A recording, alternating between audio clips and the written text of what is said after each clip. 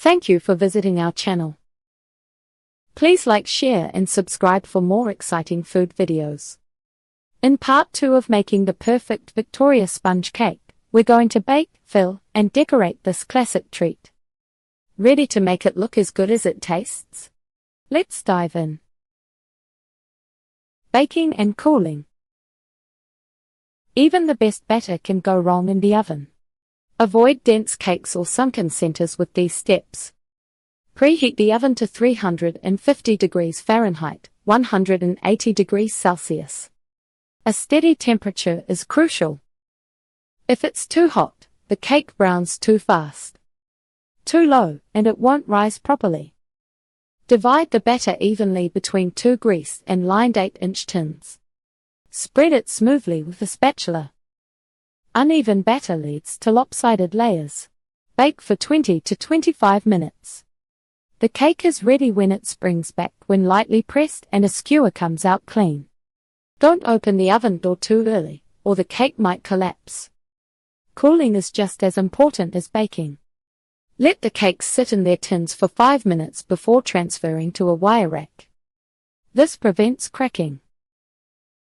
Cool completely before filling. Warm layers melt the cream and make the jam slide. Rushing this step is the biggest mistake beginners make. Patience pays off with neat, sturdy layers. Now, you're ready to assemble. With the right technique, your Victoria sponge cake will be tender, evenly baked, and picture perfect. Serving and presentation tips. A Victoria sponge cake deserves a presentation that matches its classic charm. Whether you're sticking to tradition or adding a creative spin, how you serve it can elevate the experience. Classic tea time presentation. For an authentic British afternoon tea, keep it simple.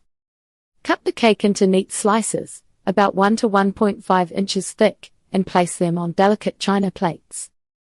The goal is elegance, not overload. Portion control. Smaller slices work best with tea. They're easier to handle and let guests enjoy other treats like scones or finger sandwiches. Dust with icing sugar. A light sprinkle right before serving adds a polished finish. Use a fine sieve for even coverage. Pair with loose leaf tea. Earl Grey or English breakfast complement the cake's sweetness. Serve the tea in thin cups to keep the focus on flavor. If you're hosting, stack the cake on a tiered stand alongside other tea time favorites. The visual appeal is half the fun. Modern twists and variations. Want to surprise your guests? Modern takes on the Victoria sponge keep the spirit alive while adding fresh flavors.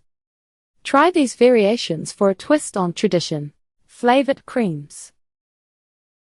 Swap plain whipped cream for vanilla bean infused, lemon zest, or even a touch of lavender for a fragrant lift.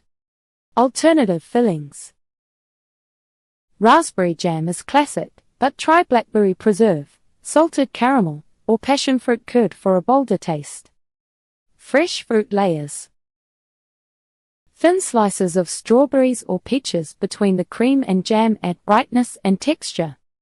For presentation, ditch the dusted sugar and top with edible flowers, fresh berries, or a drizzle of melted white chocolate. Serve on a slate board or modern cake stand for a contemporary vibe. No matter how you style it, the key is balance. Too many additions can overshadow the sponge's simplicity. Sometimes, less really is more. Common mistakes and how to avoid them. Even the simplest recipes have pitfalls, and the Victoria sponge cake is no exception. A few missteps can turn your light, fluffy masterpiece into a dense or soggy disappointment. Let's tackle the biggest mistakes and how to fix them before they happen. Avoiding a dense cake. A dense Victoria sponge is often the result of overworking the batter or using ingredients straight from the fridge. Here's how to keep your cake airy. Don't overmix. Once you add the flour, fold gently with a spatula until just combined. Overmixing activates the gluten, turning your sponge tough. Use room temperature ingredients. Cold butter and eggs don't blend smoothly. Take them out at least an hour before baking. About 45 minutes for eggs if you're in a hurry. Check your leavening agents. Old baking powder loses potency. Test it by mixing a teaspoon with hot water. If it doesn't bubble, replace it. For extra insurance, sift the flour twice. It aerates the dry ingredients, helping the cake rise evenly, preventing soggy layers. Nothing ruins a victorious sponge faster than jam and cream soaking into the cake. Keep your layers crisp with these tips. Cool the cakes completely. Warm layers steam the filling, making everything slide. Wait until they're at room temperature before assembling. Thicken your jam. If it's too runny, simmer it for 5 minutes to reduce excess liquid. Let it cool before spreading. Add a barrier. Lightly brush the sponge with simple syrup, equal parts sugar and water, boiled and cooled. It seals the surface, keeping moisture out.